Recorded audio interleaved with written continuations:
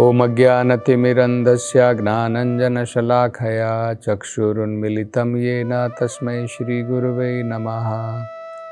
नमो ओम विष्णुपदाय कृष्णप्रेष्ठाय भूतले श्रीमते भक्तिवेदान्तस्वामिनिति नामिने।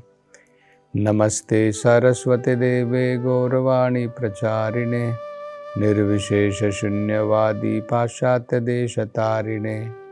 जय श्री कृष्ण चैतन्य प्रभु नित्यानंदा श्री अद्वैत गदाधर श्रीवासदि गौर भक्तवृंदा। हरे कृष्णा कृष्ण कृष्णा हरे हरे, हरे राम राम राम हरे हरे। हरे कृष्णा। तो हम वर्णन कर रहे थे नारद जी के द्वारा दिए गए मंत्रों का चित्रकेतु उच्चारण कर रहे हैं। तो अगला मंत्र है आत्मानंदा अनुभूत्य एव न्यस्त शक्ति उरुमये नमः। ऋषिकेशाय महते नमस्ते अनंत मूर्तये। तो उसमें वो क्या कह रहे हैं? आत्मानंद अनुभूत्य एव। भगवान जो है वो आत्मानंदी है। उनका जो आनंद है वो कहीं बाहर से नहीं आता है। हम लोगों को आनंद लेने के लिए बाहर की वस्तुओं के ऊपर निर्भर होना पड़ता है, दूसरों के ऊपर निर्भर होना पड़ता है, दूसरी वस्तुओं के ऊपर निर्भर होना पड़ता है। लेकिन भगवान को अपने आनंद प्राप्ति के लिए किसी भी बाहरी वस्तु के ऊपर निर्भर नहीं होना पड़ता है। आत्मानंद अनुभूत्य एव। इसके कारण न्यस्त शक्ति उरुमये नमः। वो भौतिक कार्यों से और उनके फलों से पूर्ण रूप से मुक्त हैं। हम इस संसार में आनंद भोगने के लिए कर्म करते हैं और उस कर्म के फलों को भोगते हैं। लेकिन क्योंकि भगवान को कर्म करने की जरूरत नहीं है अपने आनंद के लिए, वो स्वयं उनके अंदर में वो आनंद है, वो आनंद स्वरूप ही है। वो कर्म करके आनंद नहीं भोगते हैं। हम कर्म करते हैं और कर्म के फलों को भोगते हैं, कभी कष्ट भोगते हैं, कभी सुख भोगते हैं। लेकिन क्योंकि भगवान आत्मानंदी हैं, उनके अंदर में ही अपना ही आनंद है, वो किसी कर्म के ऊपर निर्भर नहीं है, ना उसके फलों के ऊपर निर्भर है। फिर कहते हैं ऋषिकेशाय महते नमस्ते अनंत मूर्तये। भगवान ऋषिकेशाय, सभी इंद्रियों के भगवान जो हैं ईश्वर है, स्वामी है। हम क्या हैं? हम इंद्रियों के स्वामी नहीं हैं, हम इंद्रियों के दास हैं। मतलब यहाँ पर भगवान के रूप में और हमारे भौतिक रूप में अंतर बताया गया है। हमारे भौतिक रूप में हम आनंद की प्राप्ति के लिए बाहरी वस्तुओं के ऊपर, दूसरे लोगों के ऊपर निर्भर होते हैं। लेकिन भगवान का सच्चित आनंद स्वरूप ही है। भगवान का स्वरूप ही आनंदमय है। उनको कर्म करके आनंद प्राप्ति की जरूरत नहीं पड़ती है, इसलिए वो कर्म फलों से परे हैं। हम जब भी कर्म करते हैं उसके फलों को हमें भोगना पड़ता है। लेकिन भगवान कर्म फल उससे परे है। और हम क्या हैं? हम इंद्रियों के गुलाम हैं। हमारी इंद्रियां जो कहती है हम उसके नौकर हैं। लेकिन भगवान सभी इंद्रियों के स्वामी हैं, ईश्वर हैं। इसलिए भगवान का नाम क्या है? ऋषिकेश है। ऋषि का ईशा, ऋषि का मतलब होता है इंद्रियां, और ईशा का मतलब होता है नियंत्रण करने वाला या मालिक, स्वामी, जो सभी इंद्रियों का नियंत्रण करने वाला है या स्वामी है, उसे ऋषिकेश कहते हैं। और देखिए क्या कहा है, महते, भगवान महान है। हम क्या हैं? हम बड़े छोटे हैं। महान मतलब होता है ग्रेट, महत। और हम क्या बताए जाते हैं? उनको कहते हैं महतो मह्याम, हमको कहते हैं अनोरणीयाम। हम बहुत छोटे हैं, अणु के बराबर हैं। भगवान विभु हैं, प्रभु हैं, हम अणु हैं। तो ये भी हमारे में, हमारे रूप में और भगवान के रूप में अंतर है। नमस्ते अनंत मूर्तये, भगवान के अनंत रूप हैं। अनंत मूर्तये मतलब अनंत रूप है। ये ब्रह्म संहिता में भी बताया गया है। अद्वैतम अच्युतम अनादिम अनंत रूपम। अद्वैतम मतलब देखिए क्या है, भगवान के जितने भी रूप हैं उनमें कोई अंतर नहीं है। सारे रूप जो हैं उसमें कोई अंतर नहीं, अनेकों रूप हैं। उदाहरण दिया गया है, दीपाचिरे वही दशंतरम अभुपेत्या। एक दीपक से आप हजारों दीपक जलाते हैं, सारे दीपक एक समान होते हैं, लेकिन जो ओरिजिनल है, जो आदि दीपक है, वो भगवान गोविंद हैं। और उनसे अनेकों रूप जो है विस्तृत होते हैं, अनंत रूप हैं। लेकिन अद्वैतम, एक में और दूसरे में ऐसा कोई अंतर नहीं है। अद्वैतम। अच्युतम, अच्युतम मतलब भगवान ने कितने भी रूप क्यों ना लिए हो, भगवान ने शूकर का रूप भी लिया हो, भगवान ने मत्स्य का रूप लिया है, भगवान ने नरसिम्हा का रूप लिया है, लेकिन अच्युतम, भगवान फिर भी भगवान ही हैं। भगवान शूकर नहीं बन गए हैं, भगवान मत्स्य नहीं बन गए हैं, भगवान वराह नहीं बन गए हैं। ये हमको समझना है। हम लोग क्या हैं? जब हम लोग कर्म के द्वारा अलग अलग शरीरों में जाते हैं तो हम बिल्कुल उसी प्रकार के हो जाते हैं।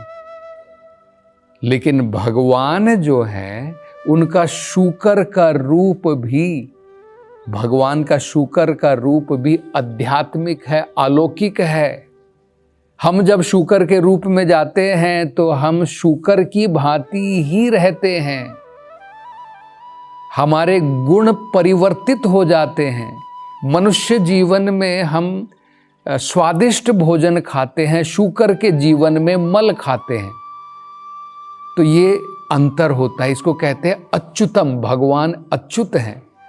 कोई सा भी रूप भगवान का हो, लेकिन सब में वो भगवान ही हैं, तो इसको कहते हैं अच्युतम। इसलिए नमस्ते अनंत मूर्तये, भगवान अनंत रूप ग्रहण कर सकते हैं। हम एक रूप ग्रहण करते हैं। योग शक्ति के द्वारा अगर हम योग में पूर्णता प्राप्त कर लेते हैं तो मैक्सिमम 8 रूप ग्रहण कर सकते हैं अष्ट सिद्धि प्राप्ति के बाद में। लेकिन भगवान जो है अनंत रूप है भगवान के। तो ये बड़ी सुंदर प्रार्थना है। अगली प्रार्थना, अगले मंत्र में वो कहते हैं, वचसी उपरते अप्राप्य यो एको मनसा सह अनाम रूपश्चिन्मात्रा सह अव्यान्नः सत असत परः। इसमें वो कहते हैं, वचसी उपरते अप्राप्या, हमारे शब्दों के द्वारा अप्राप्य भगवान तक नहीं पहुंचा जा सकता है। भाई अगर हम सोचें कि मैं शब्दों का मास्टर हूं, मैं अलग अलग प्रकार के शास्त्र पढ़ सकता हूं, श्लोक बोल सकता हूं और इन शब्दों की जगलरी के द्वारा मैं भगवान की प्राप्ति कर लूंगा, अप्राप्या, भगवान इन शब्दों के द्वारा, हमारे भौतिक शब्दों के द्वारा प्राप्त नहीं होने वाला है। यो एको मनसा सह, अपने मन की शक्ति के द्वारा भी हम भगवान की प्राप्ति नहीं कर सकते हैं। इसलिए तो भगवान को क्या कहते हैं, मनसा गोचरा, मन से भी भगवान परे हैं। और क्या कहते हैं, अधोक्षजा, अधोक्षजा मतलब जो हमारी भौतिक इंद्रियों के ज्ञान से परे हैं।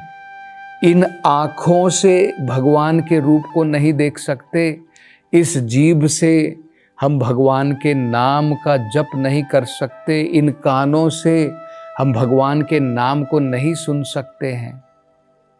तो ये जब हम इन इंद्रियों के द्वारा भगवान को नहीं समझ सकते हैं। लेकिन वेदों में कहा है फिर भी अगर हम इन भौतिक इंद्रियों के द्वारा सेवोन्मुखे ही जिह्वादो, अगर सेवा प्रारंभ कर देते हैं, कैसे, भगवान के नाम का जप करके श्रवण करने का प्रयास जब हम करते हैं, ये इंद्रियां शुद्ध हो जाएंगी। इन इंद्रियों के शुद्ध हो जाने के बाद में हम भगवान का नाम क्या है, भगवान का रूप क्या है, भगवान की लीलाएं क्या है, तब समझ पाएंगे। इन अशुद्ध भौतिक इंद्रियों के द्वारा हम भगवान के नाम रूप लीला को नहीं समझ सकते हैं। तो इसलिए कहा है न मन के द्वारा, न अपने वचनों के द्वारा, शब्दों के द्वारा हम भगवान तक पहुंच सकते हैं। अनाम रूपम चिन्ह मात्रा, भगवान का कोई भौतिक नाम नहीं है, इसलिए भगवान को कहते हैं अनामा। हमारे सबके भौतिक नाम होते हैं, लेकिन भगवान का कोई भौतिक नाम नहीं है। अरूपा, भगवान का कोई भी भौतिक रूप नहीं है। और ये भी यहाँ पर बताया गया है, जो भगवान का एक रूप होता है जिसे ब्रह्म ज्योति कहते हैं, ब्रह्मन कहते हैं। इस ब्रह्मन रूप में भगवान का कोई आकार नहीं है, भगवान का कोई नाम नहीं है। भगवान का ओरिजिनल जो रूप है वो तो श्याम सुंदर का है, लेकिन भगवान का इस भौतिक संसार में ब्रह्मेति परमात्मेति भगवानिति शब्दते, जैसे भगवान के शरीर से जो कांति निकलती है, जो प्रभा निकलती है, जो तेज निकलता है, उसे ब्रह्म ज्योति कहते हैं। ज्योति का कोई रूप नहीं होता है, लेकिन जिससे ज्योति निकलती है उनका रूप है। तो ये यहां पर ब्रह्मन के बारे में बताया है, अनाम अरूपा। ब्रह्मन का ऐसा कोई नाम नहीं है, ब्रह्मन का ऐसा कोई रूप नहीं है। चिन्ह मात्रा, वो केवल चिन्ह मात्र है, वो केवल आध्यात्मिक है। सह अहयान नह सत असत परह, ऐसे मैं भगवान से प्रार्थना करता हूं कि वो मेरी रक्षा करें, जो सत असत परह, जो सभी प्रकार के इन भौतिक सूक्ष्म रूपों से या फिर ग्रॉस जिसको कहते हैं कि भाई स्थूल रूप है किसी का सूक्ष्म रूप होता है, इन सब से जो परे हैं, ऐसे मैं भगवान से प्रार्थना करता हूं कि वो मेरी रक्षा करें। तो ये मंत्र था। अब अगले मंत्र में कहते हैं, यस्मिन इदम यतश्चेदम तिष्ठति अपयेति जायते मृण्मयेषु इव मृज जातिम तस्मै ते ब्रह्मणे नमः। इस मंत्र में बताया गया है, यस्मिन इदम यतश्च इदम तिष्ठति उपयेति जायते। 3 चीजें बताई गई हैं। तिष्ठति मतलब पालन, उपयेति, उपयेति मतलब उसका विनाश होना। सृष्टि का कुछ समय के लिए पालन होता है, कुछ समय के बाद इसका विनाश हो जाता है, इसकी प्रलय हो जाती है। जायते, और इसका जन्म होता है। सृष्टि होती है, पालन होता है, बाद में संहार होता है या प्रलय होती है। ये तीनों कहाँ पर होते हैं? यस्मिन इदम, भगवान के शरीर में ही, भगवान के ब्रह्मन स्वरूप में ही इस सृष्टि का पालन होता है। संहार होने के बाद ये सारी सृष्टि भगवान में ही समा जाती है और भगवान से ही सृष्टि का जन्म होता है। 3 चीजें हो गई ना। भगवान से सृष्टि का जन्म हुआ, भगवान में ही पालन हुआ, और प्रलय होने के बाद में भगवान में ही सृष्टि मिल गई। और उदाहरण देखिए कितना बढ़िया दिया है। मृण्मयेषु, मृत, मृत मतलब होता है मट्टी, मट्टी से बनी हुई वस्तुएं, इवा जिस प्रकार से, मृज जातिम कहाँ से उत्पन्न होती है? आप घड़ा देखते हैं, सुराई देखते हैं, ये सब कहाँ से बनती हैं? ये सब मट्टी से बनती है, मट्टी में ही स्थित रहती हैं, मट्टी में ही मिल जाती है अंत में टूटने के बाद। तो और जो मंत्रों का वो जप कर रहे हैं उसकी चर्चा हम अगली कथा में करेंगे। हरे कृष्णा।